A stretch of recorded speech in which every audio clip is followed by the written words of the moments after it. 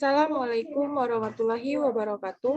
Perkenalkan, nama saya Julia Ulandari dengan nomor NIM PA 7121206048 dari kelas 2B.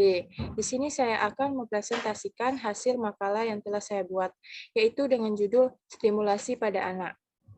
Baiklah, langsung saja ke pengertian stimulasi perkembangan anak.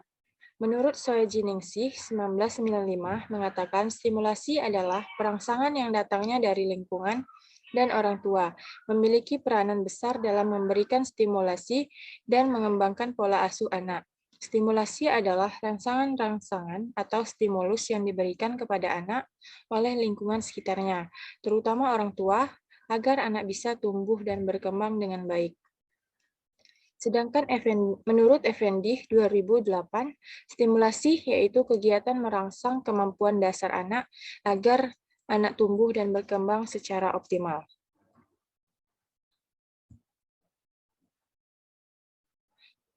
Selanjutnya, 1. Macam-macam stimulasi.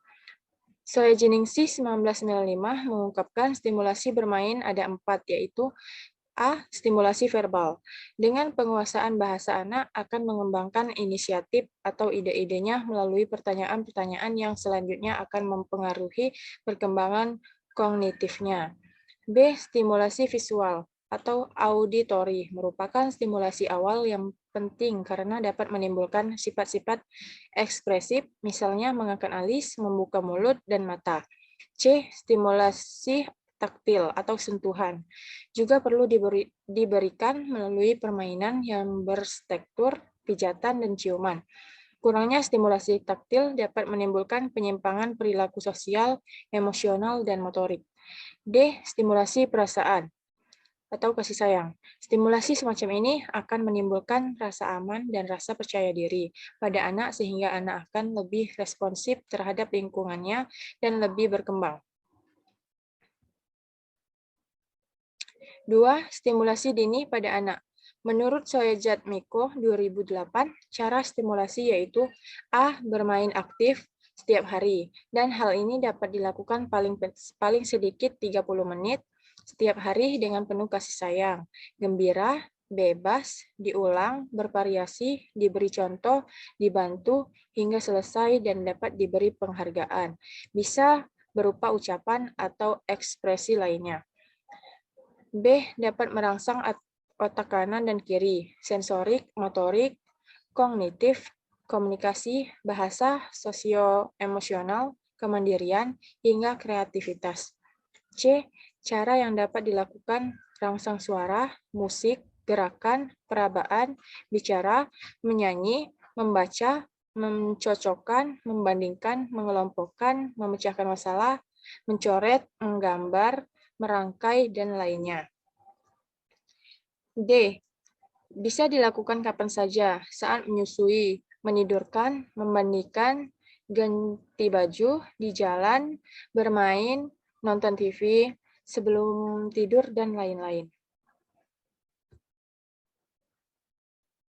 3. Stimulasi sesuai usia anak. Menurut Soejatmiko 2008, stimulasi sesuai tahapan usia anak antara lain A. Usia 0-6 bulan, B. Usia 6 bulan sampai 1 tahun, C. Usia 1-1,5 tahun, D. Usia 1,5 sampai 2 tahun, E. Usia 2-3 tahun. 4. Manfaat stimulasi. A. Bayi dan anak merasa diperhatikan, dimengerti, disayangi, dihargai, perkembangan emosional percaya diri. B. Melatih mengemukakan pendapat atau masalah. C. Mengembangkan keterampilan sosial, ekspresikan agresivitas, bukan dengan kata-kata, pemalu atau asertif, pemusatan, perhatian, dan bekerja sama. Selanjutnya, macam-macam stimulasi perkembangan. Menurut Soejiningsih dalam Deniatun 2018 menyatakan terdapat 4 stimulasi bermain di antaranya 1. Stimulasi visual. Rangsangan ini merupakan rangsangan awal yang penting karena pada tahap permulaan perkembangan anak akan mengalihkan perhatian pada lingkungan di sekitar melalui penglihatannya. 2. Stimulasi auditif. Stimulasi yang diberikan dengan suara-suara untuk melatih pendengaran dan perilaku anak sehingga anak akan terbiasa dengan yang mereka dengar dari sekitaran mereka. Di sini orang tua berperan penting dalam stimulasi. Ketiga, stimulasi verbal. Stimulasi ini yang sering diberikan oleh anak diberikan oleh orang di sekitar anak. Stimulasi ini merupakan kelanjutan dari stimulasi auditif. Karena setelah anak mendengar ucapan-ucapan dari orang di sekitar, maka anak akan meniru ucapan tersebut. Dan tidak jarang anak juga akan melakukan perintah yang sesuai dengan yang diucapkan. Oke, selanjutnya arti penting stimulasi keterlambatan perkembangan.